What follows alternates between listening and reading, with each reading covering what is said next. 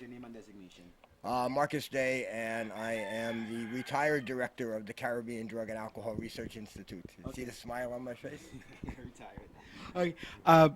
Of course, it's not in news by now. I think everyone has known that in St. Kitts, the cabinet has decided to go along with the recommendations of their cannabis movement, or so to speak, in St. Kitts. But of course, there are concerns based on what we've seen coming out of the press release. Could you tell us what your concerns Well, I think we need to keep in perspective the CARICOM Cannabis Commission recommendation that said if you make your rules too onerous, people won't follow them.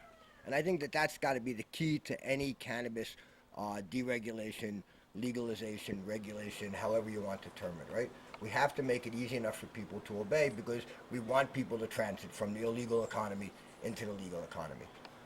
I think that St. Kitts, some of the things that I saw that were problematic were the international labeling requirements that are going to be required for prescription cannabis. That's a really onerous requirement on local cannabis vendors who are engaged in medicinal cannabis use. I mean, there's a number of people who buy cannabis for ailments and illnesses. I mean, it's incredible. You don't realize it unless you're, within that community. I think so. I think that's a problem. I think 15 grams is kind of a small amount considering they're allowing 5 plants, which could actually give you probably a kilo of bud. Let alone the green matter. And I don't know whether they have a distinction between the different types there. So I think that that's an issue.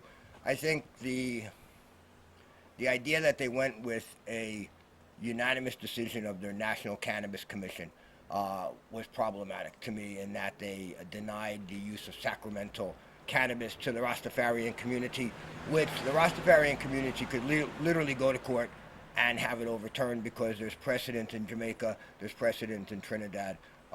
Justice Benjamin did precedent in Antigua in the mid 90s. So I think there's a lot of precedent there.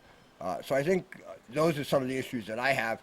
But I applaud moving forward. I mean, we're going from a criminalized regime to one that's less criminalized.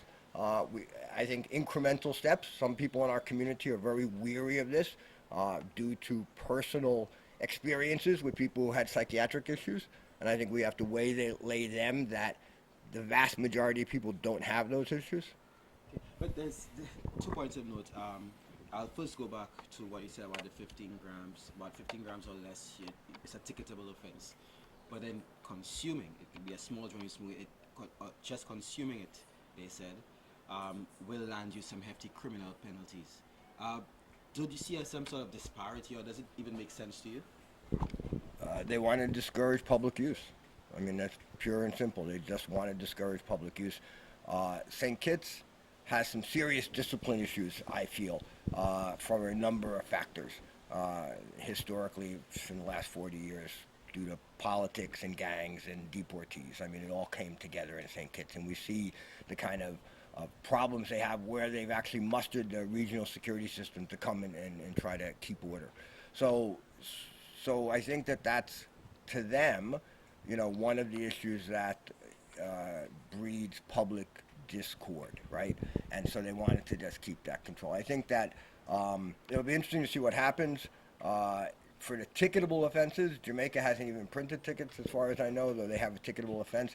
The convention requires a penalty for use, for personal use, so minimizing it so that you're in compliance with the 61 convention and yet not really doing anything about it is a little better than the kind of regime we have now, which really leaves enforcement up to the individual discretion of the officer, whether he likes you or not, whether you were disrespectful or not, whether he had a waj on that morning or not. I mean, whatever it is, right? Your advice to the current, seeing how Antigua has gone. I know that you have been called for harmonized legislation throughout the OEC, if not OECS, throughout CARICOM or OECS. Advice to our administration right now as it relates to moving forward on cannabis decriminalization. I think the difference in St. Lucia and the other countries, I think the difference in St. Lucia compared to the other OECS countries is that in addition to going through a process of getting the inputs of the national cannabis movement, the government included the cannabis as a agricultural product in this lab, this social and economic lab that they conducted up at Royalton. And it's actually a year-long lab to come up with a plan and then implement the plan. If government takes those recommendations from that lab, which they spent a lot of money on to do, and we are hoping that they are true to the process, then we will move forward with a model that is very different from what's going on in St. Kitts and St. Vincent and Antigua. And I think that one that will, our main focus is to ensure that the people who are currently making a living from cannabis continue to be able to make a living. We don't want to disenfranchise people who are already putting food on their table, buying their school books, living their life. You know, the idea of these people living in big mansions and jetting around is silly. I mean, we have a lot of farmers who are engaged in cannabis cultivation, a lot of small growers who augment their agricultural income with some cannabis. These people can't be disenfranchised, nor can the small vendors on the street. There's an estimated 30,000 regular cannabis users in Saint Lucia by taking the statistics of the government from the school surveys. How many people are selling cannabis to service that market? What I estimate $150,000 EC a day changes hands. We estimated in the lab that in the first full year of operation, the government would collect $40 million in taxes, either from local use or export revenue, right?